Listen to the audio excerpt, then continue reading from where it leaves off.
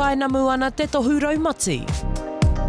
Ka mutu, he pāraha wai hou, kei te ringaringa o Te Kaunihera Taiao o Ōtautahi. We worked with the communities. We had a lot of backlash actually from some of our swimmers and stuff, in Whakaraupō especially. And so we looked at developing this predictive tool that looks at the up-to-date data so that people can go in and check, even though the season data might be saying it's still not good. Neke atu I te 23 paeheneti o ngā wāhi kauhoe kei Waitaha, he para kino mo te kauhoe, ko tōna 77 paeheneti he pai. E ai kia tākuta Lei Moriarty, ka timata tēnei pāraha wai ki te whakamātau I ngā wāhi kei Whakaraupō me Akaroa, ngā wāhi rongonui mo te kauhoe. What it means is that you avoid that delay when I said, you know, Lacey collects a water sample, brings it to town, brings it to the lab. So it could be Friday before you know what happened on Monday.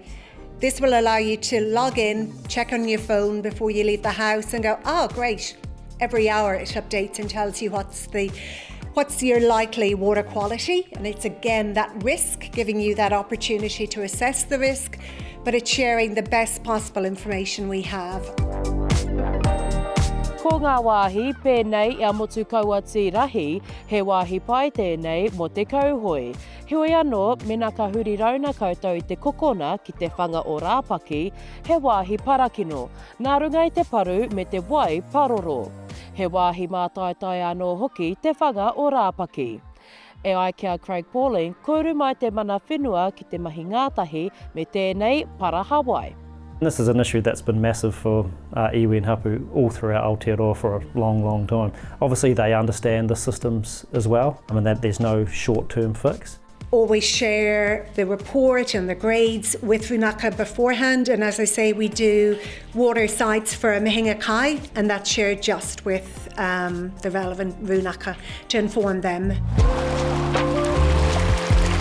Mai I te noema ki te maihe, ka ta whakamātauria e Te Kaunihera Taiao o Ōtautahi I ēnei wāhi kauhoe, a ka whakairihia ngā kōrero ki te whārangi ipurangi o Lawa.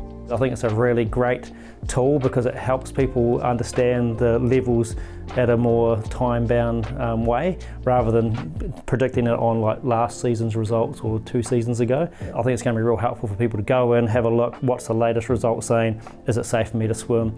If it's green, yes, go for it. This is our first one. See how the season goes, do lessons learned to review at the end of it.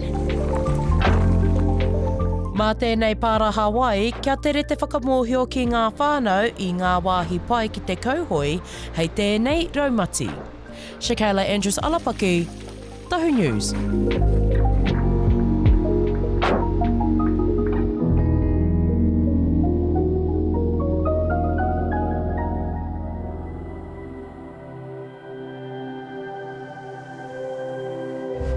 Ko te reo.